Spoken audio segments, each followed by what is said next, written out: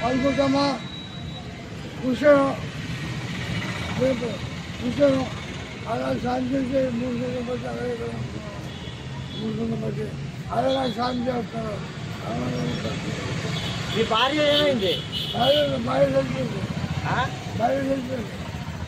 లేచిపోయిందా?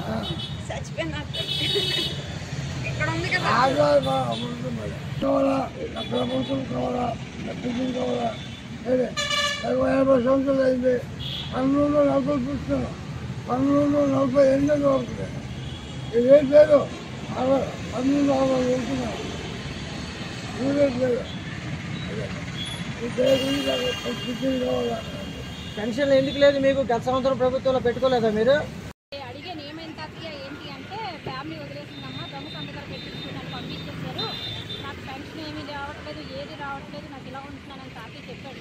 నేనే 3 సంవత్సరాలు బట్టి చూస్తున్నాను. నాకు 2 అమ్మాయిలు, నేను ఫ్రూట్ షాప్ మీద అలా చూసుకుని వస్తున్నాను. నైట్ టైం ఒకసారి నేను రోజు కుక్కలకు అన్నాలు పెడుతూ ఉంటాను. ఆ టైంలో తాతయ్య నాకు కనిపించాడు. అప్పటి నుంచి 3 సంవత్సరాలు బట్టి నా దగ్గరే ఉంటున్నాడు. నేనే 2 పూట్ల భోజనం పెట్టి చూస్తున్నాను. నేను మట్టుకు ఇంకెంతవరకు చూడగలనని చెప్పేసి ఆయనే ఎవరైనా పెడతారులే అని చెప్పేసి నా దగ్గర నుంచి వెళ్ళి ఆ షాప్ దగ్గర ఈ షాప్ దగ్గర తీసుకుంటున్నాను.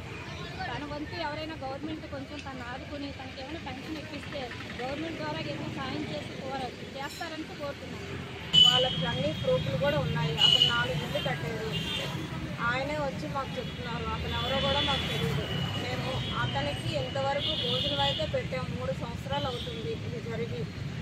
ఇప్పటికైనా ప్రభుత్వం మారింది కనుక ఆయనకి దృష్టిలో పెట్టుకొని ఆయనకి సహకరించి పింఛని ఏర్పాటు చేయవలసిందిగా కోరుతున్నాను. ఎమ్మెల్యే ఘనబాబు గారికి